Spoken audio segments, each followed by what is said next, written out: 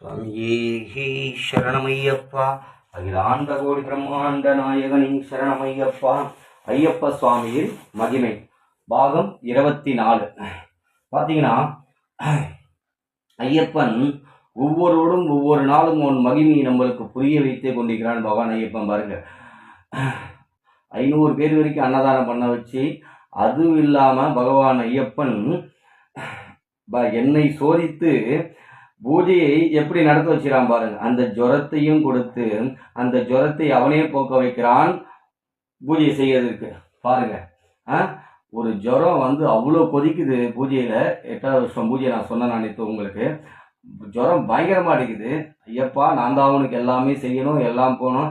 என்ன படுக்க வச்சுட்டுனா யார் அவனுக்கு பூஜை பண்றது, யார் அவனு அலங்காரம் பண்றது, எல்லாம் அவன்கிட்ட சொல்றேன். அவனே கதி என்று சரணாகதி அடைக்கிறேன். அவனே ஆசீர்வாதம் செய்கிறான். அவனே உடம்பு பழையபடி நிலைமை கொண்டு சக்தியை கொடுத்து அந்த சக்தியை பூஜையை செய்ய வைக்கிறான் பகவான் ஐயப்பன். அவன் மகிமையை பாருங்க. எனக்கு ஐயப்பனுக்கு ஒரு தொப்புள் கொடி உறவு ஒன்று இருக்குங்க. என்னன்னு பார்த்தீங்கன்னா, நான் ஒவ்வொரு வருடம் பூஜை செய்யும் பொழுது, நான் முதல் வருஷம் பூஜை செய்யும் போது பார்த்தீங்கன்னா, பகவான் அவனை மலர்களாலே அர்ச்சனை செய்கிறேன். அவன் அந்த சின்முத்திரையில் ஆசீர்வாதம் செய்கிறான் பகவான் ஐயப்பன். அவன் உச்சந்தலையிலிருந்து பூ அப்படியே சரசரன்னு ஆசீர்வாதம் செய்கிறாங்க. இந்த பிள்ளையை ஆசீர்வாதம் செய்கிறான். இந்த பிள்ளையோட குடும்பத்தையும் ஆசீர்வாதம் செய்கிறான். அவன் குடும்பத்தை அவன் ஆசீர்வாதம் செய்கிறான். பாருங்க, எவ்வளவு பெரிய விஷயம் பாருங்க. ஐயப்பன் தலையிலிருந்து பூ இறங்குதுன்னா சாதாரண விஷயம் கிடையாதுங்க. அவன் கடவுளுடைய அருளை முழுமையாக பெற்றவனாக இருக்க வேண்டும். கடவுளுடைய அருளை முழுமையாக பெற்ற வேண்டும். அந்த பூ போட்டு ஆசீர்வாதம் பண்றவர் பகவான் ஐயப்பன். ஐயப்பன் மட்டும் இல்லைங்க, விநாயகர் கிட்ட இருந்து பூ எழுது, முருகர் கிட்ட இருந்து பூ எழுது, பெருமாள் கிட்ட இருந்து பூ எழுது, சிவன் கிட்ட இருந்து பூ எழுது, ஆதிபராசக்தி எல்லா சாமி கிட்ட இருந்து பூ எழுது ஆசீர்வாதம் பண்றாங்க.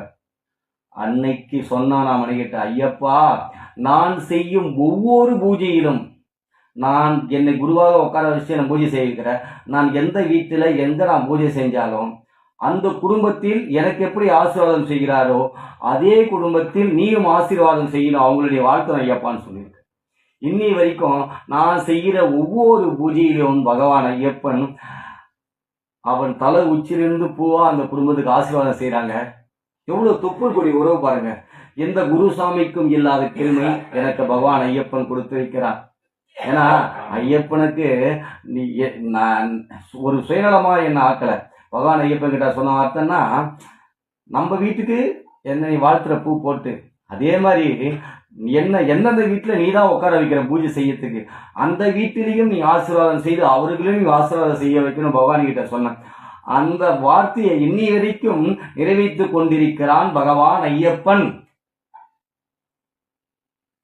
இது நான் எந்தெந்த வீட்டில் பூஜை செஞ்சதோ இது எல்லாம் கேட்டு இருப்பீங்க. அந்தந்த வீட்டில் எல்லாரும் உணர்ந்து அவங்க கையில பூவை எடுத்து அவங்க கையில ஆசீர்வாதமா கொடுத்துருப்பேன். ஐயப்பா தலையில இருந்த பூவை நான் பூஜை பண்ணும்போது ஆசீர்வாதமா அவங்க கையில கொடுத்துருப்பேன். இது எல்லாரும் பார்த்துன்னு இருப்பீங்க. நான் பூஜை பண்ண வீட்டில் எல்லாருமே மணிகண்ட சாமி சொல்றது உண்மையா இல்லையான்னு உங்களுக்கு எல்லாருக்குமே தெரியும். ஏன்னா தத்துவம் வசிங்க, அந்த தத்துவத்தை உணர்த்தினவங்க. நான் மட்டும் நல்லா இருக்கக்கூடாது, எல்லாரும் நல்லா இருக்கணும், என்ன நம்பி பூஜையை ஒப்படைக்கிறாங்க. அந்த பூஜையை செய்ய வைக்கிற நீ தான் அவங்களும் நல்லா இருக்கணும்னு அந்த ஐயப்பன் கிட்ட அந்த உத்தரவு போட்டேன் பாருங்க. அந்த உத்தரவு பெற்றது படியால இன்னைக்கு அவன் மன ஆத்ம திருப்தியோட சந்தோஷமாக நான் பண்ற பூஜை வீட்டுல எல்லாருக்கும் பூ போட்டு ஆசீர்வாதம் பண்றாங்க.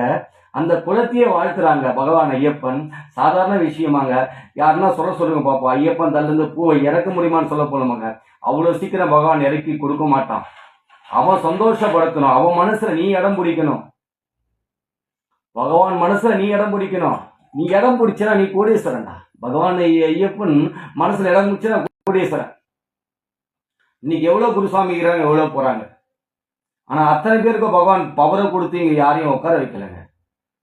சதா அவனை நினைக்கிறவன், சதா அவனை துதிக்கிறவன், அவங்கள எந்த இடத்துல வைக்கணுமோ எந்த இடத்துல போன இறைவன் தீர்மானித்து அவன் அருள்பாலிக்கிறான். இன்னைக்கு குருசாமியா இருந்து பல பேரு ஐயப்பன் பேரை சொல்லி ஏமாத்தின சம்பாட்சின்னு இருக்காங்க. ஆனா ஒண்ணு மட்டும் சொல்றான், பகவான் ஐயப்பன் பார்த்து கொண்டே இருக்கிறான்.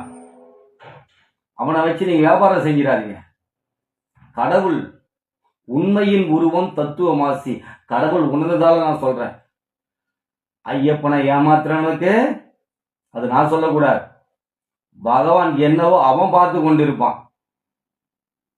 நான் அறிந்து அறியாமலும் தெரிந்து தெரியாமலும் செய்த சகல குற்றங்களையும் பொறுத்துக்கா, நீ என்ன வேணாலும் வேண்டிட்டு போ, ஆனா உனக்கு என்ன தண்டனை அவன் கொடுத்தே தீருவான். அவன் தாயுள்ள கொண்டவன். ஆனா அவன்கிட்ட சரணாகதி, நான் செஞ்ச தப்ப உணர்ந்து அவங்ககிட்ட நீ சரணாகதி அடைஞ்சிட்டாலும் அவன் கொடுக்க வேண்டிய தண்டனை கொடுப்பான். ஆனால் அதுக்கென்றான மன்னிப்பும் கொடுப்பான்.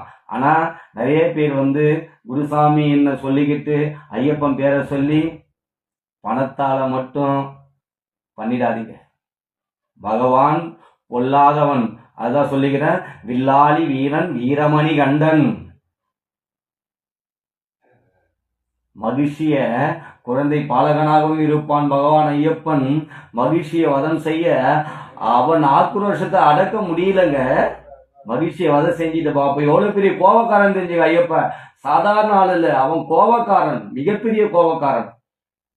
அவன் மகிழ்ச்சியை வதம் செஞ்சு தாண்டவம் ஆடுறான், சிவ தாண்டவம் ஆடுறான். அவனை கட்டுப்படுத்த முடியல ஒரு கோபத்தை.